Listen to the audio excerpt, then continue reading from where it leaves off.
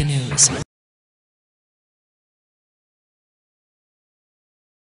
Dalam isu tanah ini, pada awalnya MCK Land dalam tahu planning mereka, perancangan bandar, mereka telah pun menyerahkan kepada kerajaan negeri Selangor, pemerintahan Khalil Rahim, Pakatan Rakyat lah.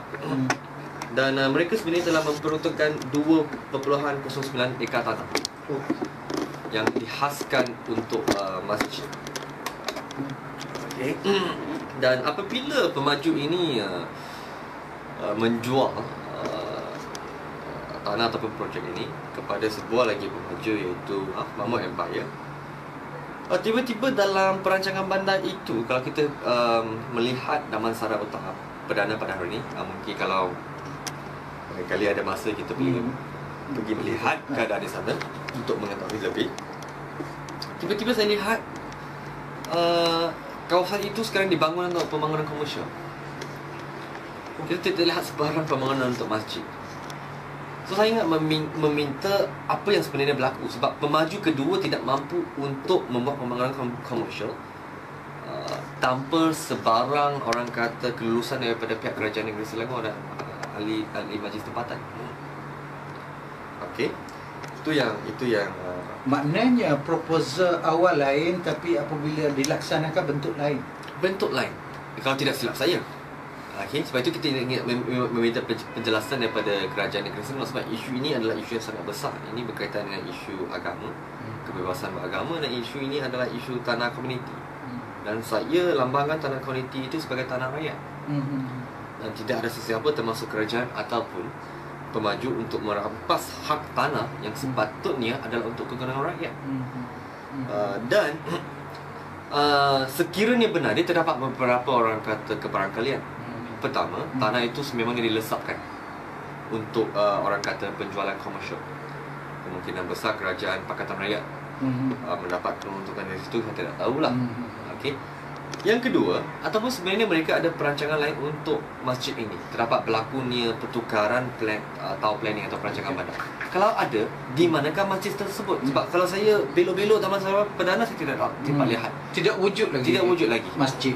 Dan dalam kawasan tahun planning tersebut, okey, sepatutnya ada tanah untuk sekolah itu. Tiba-tiba sekarang dia digunakan untuk pembangunan. Tapi pembangunan apa kita tidak pasti lagi. Sebab itu kita ingin hendak meminta penjelasan orang kata daripada kerajaan Pakatan Negeri Selangor.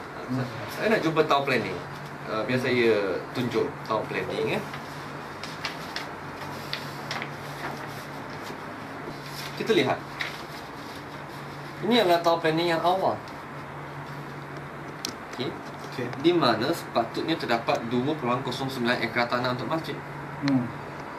Kalaulah kita hari ini pergi kepada Damansara Perdana, kawasan ini sebenarnya tak ada yang sepatutnya diperuntukkan untuk peruntukan komuniti.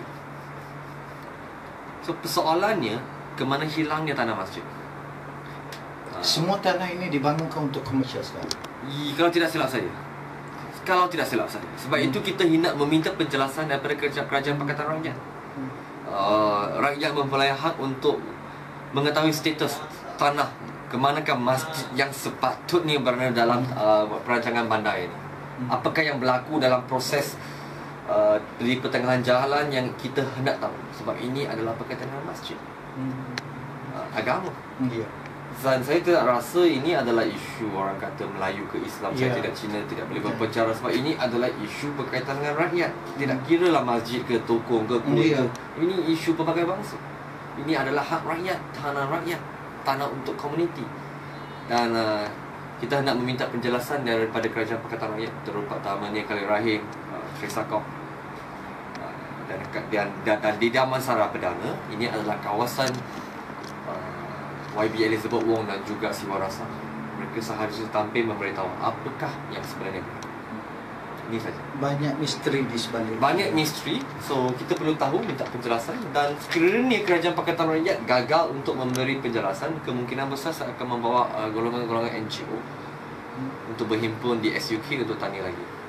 Tetapkan rejim. Yes, seperti pada awalnya kita memberi ruang mereka untuk menjawab terlebih dahulu. Jangan kata kita nak memfitnah dan menawar mereka. Kalau mereka merasakan ada bukti ataupun mereka rasakan ada penjelasan yang baik, sila tapi ke hadapan untuk menjelaskan.